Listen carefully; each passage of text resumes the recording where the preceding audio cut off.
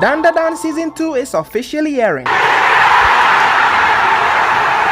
Episode 1 of Season 2 is already out and it is absolute cinema. It was so good that I deadass started licking my screen whilst watching, and I am 100% serious. Now, the first episode is titled This is the Legend of the Snake Giant, and it covers the entirety of chapter 34 to 37 of the manga. And it starts from the hot spring scene from where Season 1 left off. And this sequence was really something, man. Momo can't catch a break. First the aliens and now these weirdos. What's next for her? The diddlers?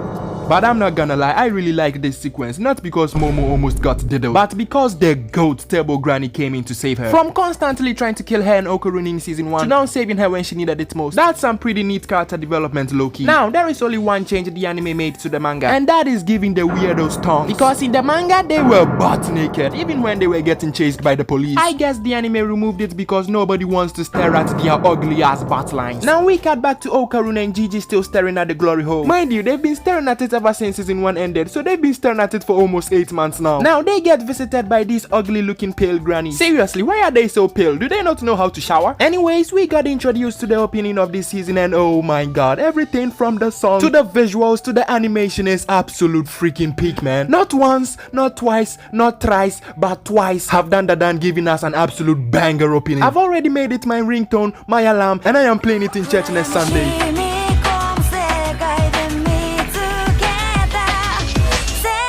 Now, turns out the ugly looking short pale grannies are the landlords of the house, and they've been making Gigi stay rent free because his parents are hospitalized. That is very sweet of them. I take back every bad thing I've said about them. But out of nowhere, the weirdos that tried to diddle Momo showed up. Turns out one of the police chasing them down was a double agent. What an absolute stupid cop. Now I really like this scene where they interrogate Okarune to find out if he's really Gigi's friend. The tension build up and the facial expressions here were very good. It wasn't as tense in the manga, and I love that Sainsaru's adding elements to make it even better. But what I like most is how Okarune figured out Gigi's favorite football team because of the poster on the wall. It really goes to show how smart Okarune is. Because if I was the one in his position, I deadass would have said Ronaldo. We cut back to Momo and Turbo Granny, and they visited the shrine of the town. And turns out the priest of the shrine wants to be a freaking TikToker. That was so hilarious, man. Now we get some really insightful lore dump on Gigi's town, so I'm gonna try my best to simplify it for you. In the olden days, there was worm. If worm hungry, the volcano erupts. So they sacrifice kids to worm. If worm full, volcano not erupt. Does that make sense? Anyways, Momo go back to Gigi's house, and guess what she finds? The weirdos that tried to grape her, the ugly ass grannies, and Gigi and Okarune taking a nap. Now I am so disappointed in this scene because Gigi and Okarune do not look beat up. They look like they are just trying to take a short nap. Whereas in the manga, they look like they've gotten the shit beaten out of them. This scene was way more better in the manga than in the anime. Anyways, the instant Momo saw Gigi and Okarune taking a nap, she wastes no time and does her iconic kick. This is the 3rd time she has pulled that move, and I love it every time she does it. She then goes ahead and solos the predators like she's the main character of Solo Leveling. And I really love this action scene because I really hate those predators, man, and I love that Momo whooped their ass.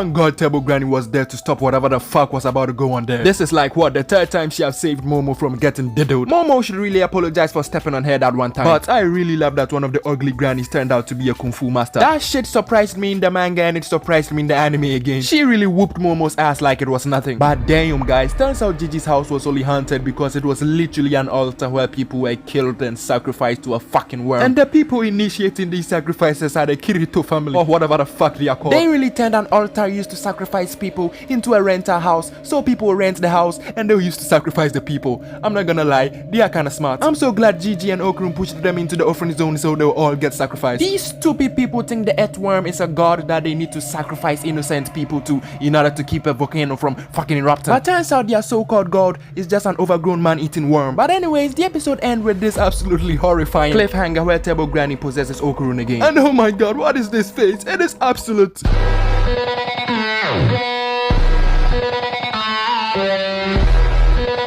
Now, the ending credits is also an absolute banger, but I have to end this video here, else I'm gonna keep yapping and glazing forever. Shinji, crank that, soldier boy. Soldier boy, tell. Scheiße, Shinji, crank it again.